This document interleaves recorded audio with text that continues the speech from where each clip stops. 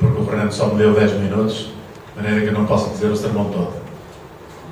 E vou-me atrever porque o Ari dos Santos já dizia parte deste excerto. O meu excerto é um bocado diferente do Ari.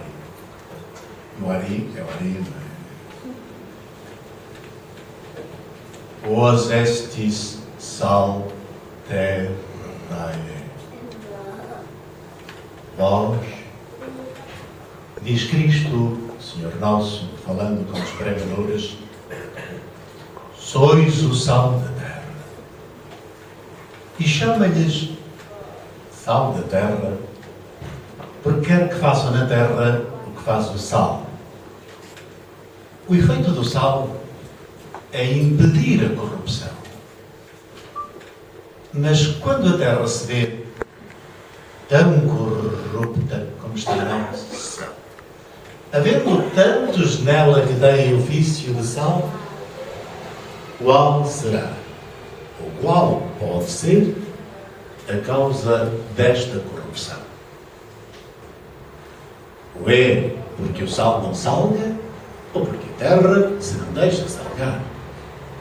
Ou é porque o sal não salga e os pregadores não pregam a verdadeira doutrina?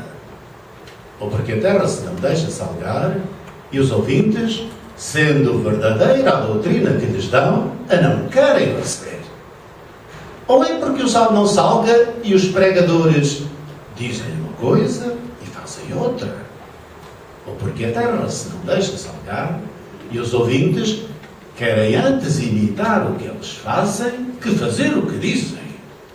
Ou é porque o sal não salga e os pregadores se pregam a si e não a Cristo? Ou porque a terra se não deixa salgar e os ouvintes, em vez de servir a Cristo, servem a seus apetites? Não é tudo isto verdade? Ainda mal. Suposto, pois, que ou o sal não salgue, ou a terra se não deixe salgar, o que se há de fazer a este sal e o que se há de fazer a esta terra? O que se há de fazer ao sal que não salga, Cristo o disse logo. Se o sal perder a substância e a virtude, e o pregador faltar à doutrina e ao exemplo, o que se deve fazer é lançá-lo fora como inútil para que seja pisado de todos. Quem se atrever a dizer tal coisa, se o mesmo Cristo a não pronunciar? Assim como não há quem seja mais digno de reverência e de ser posto sobre a cabeça que o pregador que ensina e faz o que deve, assim é merecedor de todo o desprezo e de ser metido debaixo dos pés, o que com a palavra ou a vida prega o contrário. Isto é o que se deve fazer ao sal que não salga. E à terra que se não deixa salgar, o que se lhe há de fazer? Este ponto não o resolveu Cristo, o Senhor nosso, no Evangelho. Mas temos sobre ele a grande resolução do nosso português, Santo António, que hoje celebramos. E a mais galharda e gloriosa resolução que nenhum santo tomou. Pregava Santo António em Itália, na cidade de Arimino, contra os hereges, que nela eram muitos. E como erros de entendimento são dificultosos de arrancar, não só não fazia fruto um santo, como chegou o povo a se levantar contra ele e pouco faltou para que não lhe tirassem a vida. Que faria, neste caso, o ânimo generoso do grande António? Sacudiria o pó dos sapatos, como Cristo aconselha em outro lugar? Mas António, com os pés descalços, não podia fazer esta protestação. E os pés, a que se não pegou nada da terra, nada tinham que sacudir. Que faria logo? Retirar-se-ia, calar-se-ia, dissimularia, daria tempo ao tempo. Isso ensinaria porventura ou a perdência ou a cobardia humana. Mas o zelo da glória divina que ardia naquele peito não se rendeu a semelhantes partidos. Pois que fez? Mudou somente o púlpito e o auditório, mas não desistiu da doutrina. Deixa as praças, vai-se às praias. Deixa a terra, vai-se ao mar. E começa a dizer a altas vozes: já que me não querem ouvir os homens, ouçam os peixes.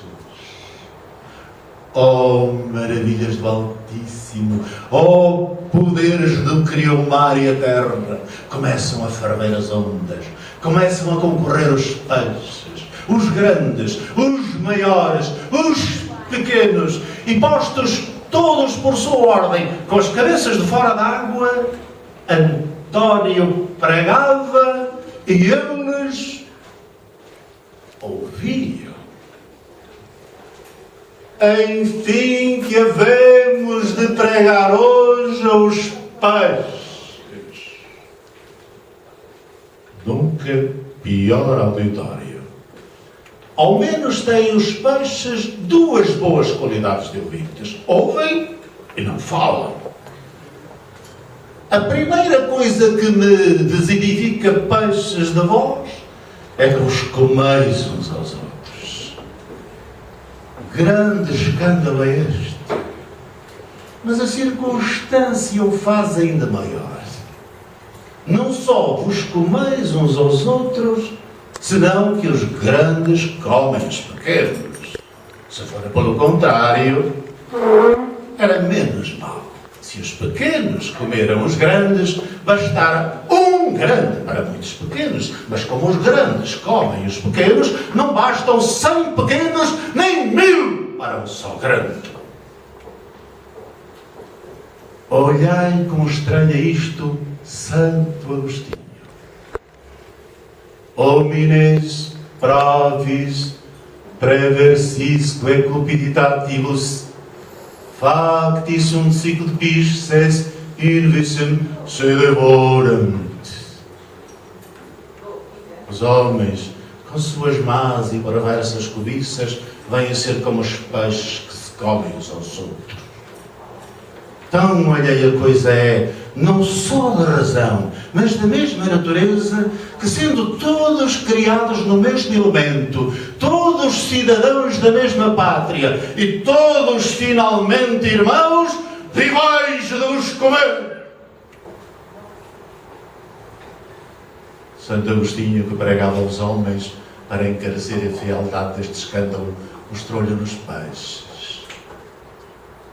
Eu que prego aos peixes, para que vejais quão feio e abominável é, quero que vejais nos homens. Olhai, peixes, lá do mar para a terra.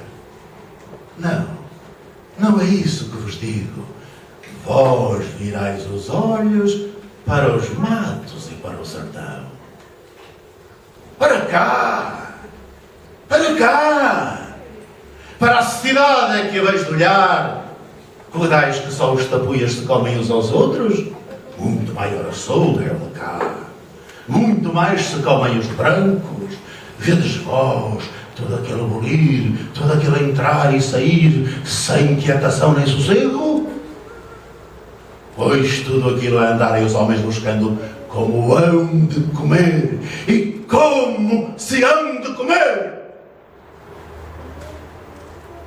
Benedicite sete, et omnia quemoventur in aquis Domino. Louvai, peixes, a Deus, os grandes e os pequenos.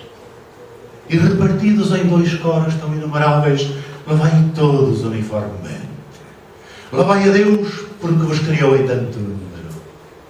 Louvai a Deus que vos distinguiu em tantas espécies. Louvai a Deus que vos vestiu de tanta variedade e formosura. Louvai a Deus que vos habilitou de todos os instrumentos necessários para a vida. Louvai a Deus que, vindo a este mundo, viveu entre vós e chamou para si aqueles que convosco e de vós viviam. Louvai a Deus que vos sustenta. Louvai a Deus que vos conserva. Louvai a Deus que vos multiplica. Louvai a Deus, enfim, servindo e sustentando o homem, que é o fim para que vos criou. E assim, como no princípio vos deu sua bênção, vos la dê também agora. Amém.